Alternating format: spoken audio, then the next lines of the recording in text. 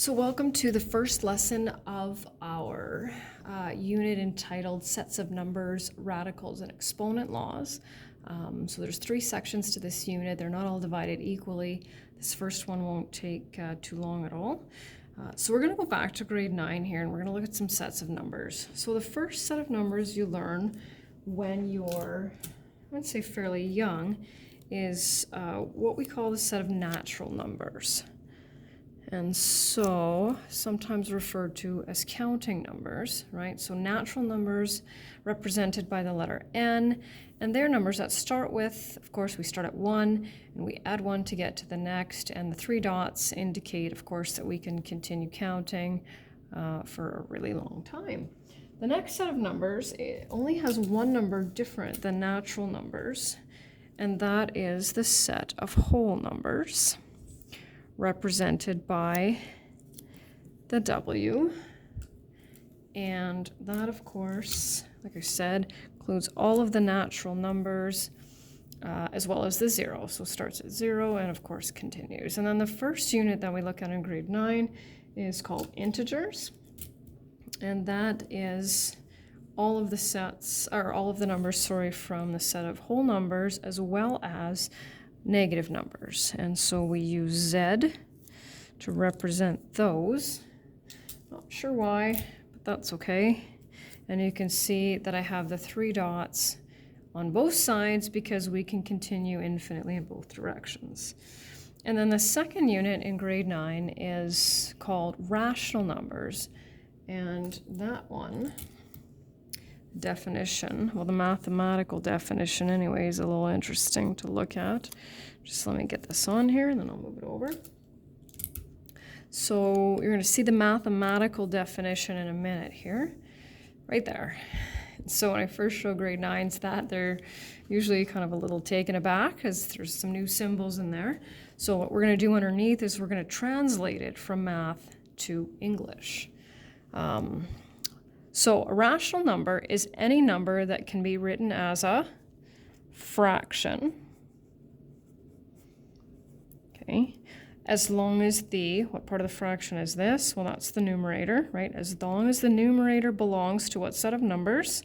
Well, they're right there, right? The numerator has to be an integer, and so does the denominator. So the numerator and the denominator have to be integers.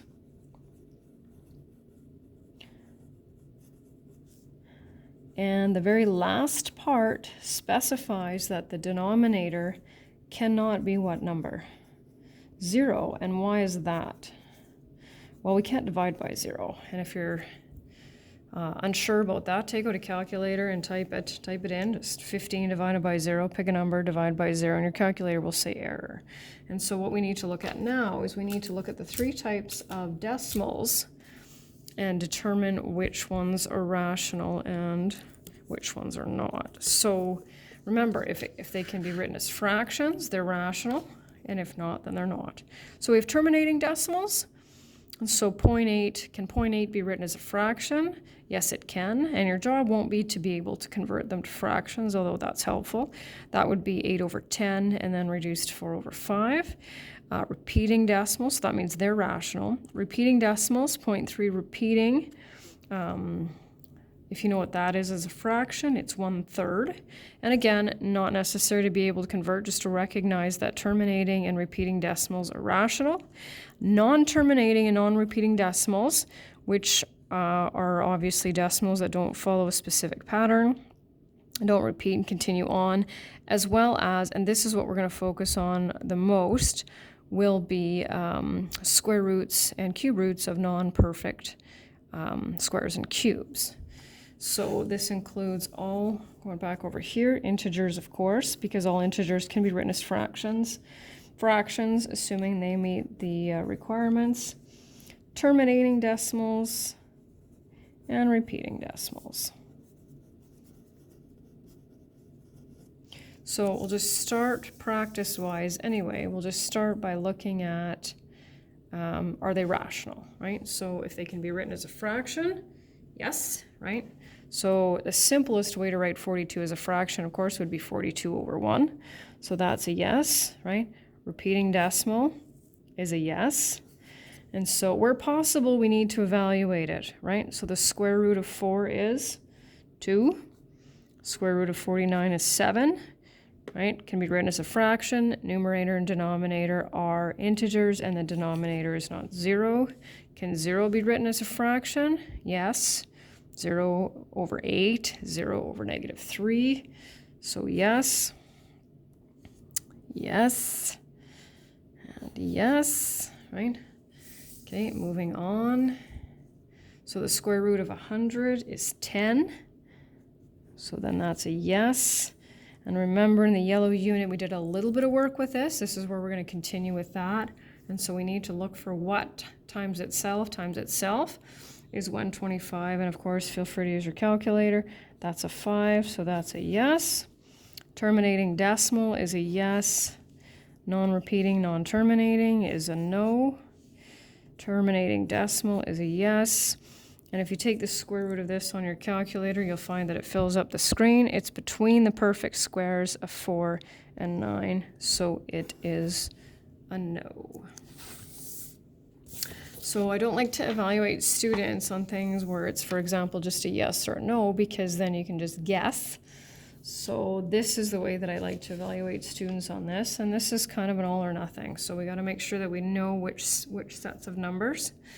Now, for these 4, once you decide the first one, then you need to circle all the ones to the right. And this only works for NWZQ. So, for example, we know that when we're counting, we don't count negative 93, okay?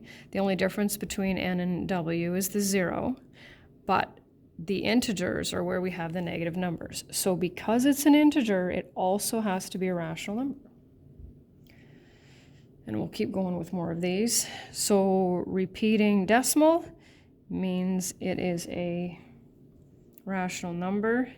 This falls between the perfect squares of 25 and 36. So it's nothing, and we'll get to that. You'll learn what that one is. We take the cube root of negative 729, and we'll get negative 9. Well, we already know that negative numbers are integers and rational as well. So here's a new one we might have to try. So 4th root of 100. So you have to experiment. I'll type it in for you. So 4th root of 100, and this is kind of what you want to be able to read on your calculator. 766 ... right?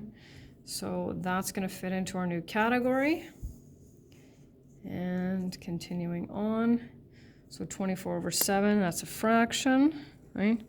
So 0 we know belongs to the set of whole numbers, and because it's a whole number, it has to be an integer, and it also has to be a rational number. Terminating decimal will only be rational. This is a counting number, so it is an N, and because it's an N, it has to be a W, a Z, and a Q. And this, of course, is a non-terminating, non-repeating, so it belongs to our new category, which will be part of our next lesson. And then the last one for today, and this is just kind of looks like a lot of space, but what we're looking for is describe the type of number that will make the number belong to all of the circled sets over here. So what do we need in order to be able to circle the N, the W, the Z, and the Q?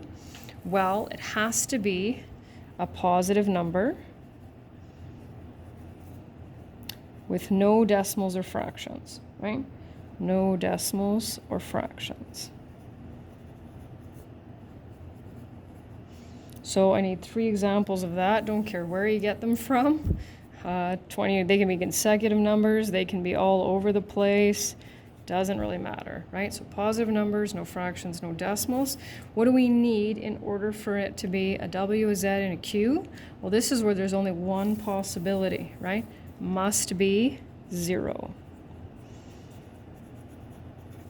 0. That's it. Okay, sliding back over here. In order for it to be an integer as well as a rational number, it has to be a negative number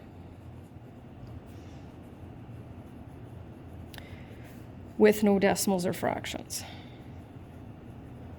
Or fractions.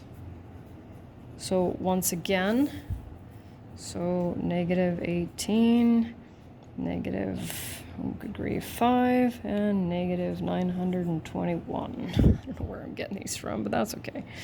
So in order for it to be only rational, what type of number does it have to be? Well, it can be a terminating decimal. It can also be a repeating decimal or a fraction. That, of course, meets the requirements, right? So I'm going to do one of each here. I'm just going to go terminating decimal, right? Repeating decimal and fraction. And it doesn't matter if they're positive or negative. And then last but not least, if it doesn't belong to any of these categories, right, what will it be? Well, it'll be a non-terminating, non-repeating decimal or a non-perfect square or cube radical.